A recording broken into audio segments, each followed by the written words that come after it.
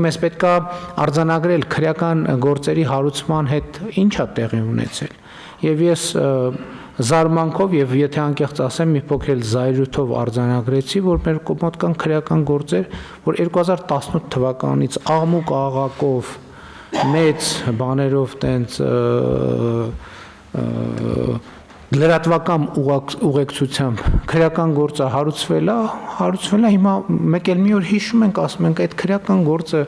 որ տենց լրատվականների առաջին էջերում էր, բա ինչ եղավ եւ ստանում ենք մի կարճ տեղեկանք, նախաքննությունը շարունակվում է։ Սա կներեք անթույլատրելի է,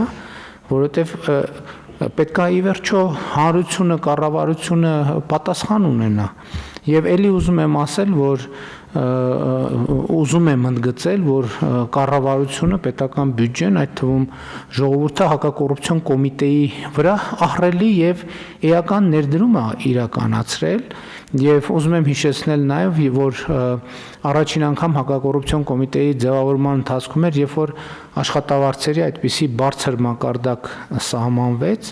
այն ակնկալիքով, որ կառավարության քաղաքական կամքը հակակոռուպցիոն քաղաքականության եւ պայքարի առումով ինչ որ ավելի ինստիտուցիոնալ կարտահայտվի, բայց ցավով պիտի արձանագրեմ, դա կապված չի իհարկե միայն հակակոռուպցիոն կոմիտեի գործունեության հետ, այլ խոսել ենք, որ դատաիրավական համակարգում ունեցած մեր խնդիրների մասին, բայց մյուս կողմից հակակոռուպցիոն կոմիտեն ունի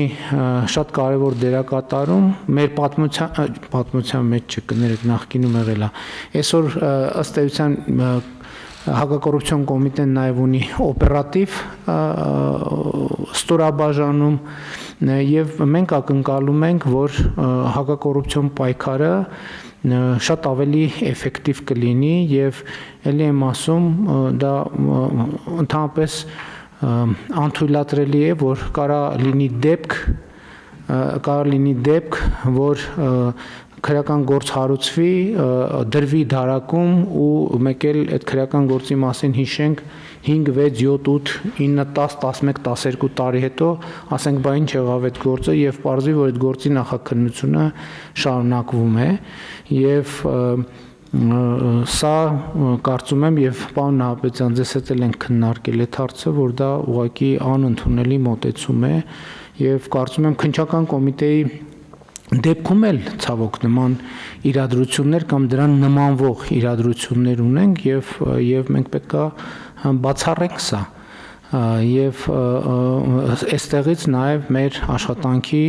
արդյունավետության ցուցիչների մասին պատկերացումները պետք է փոխենք եւ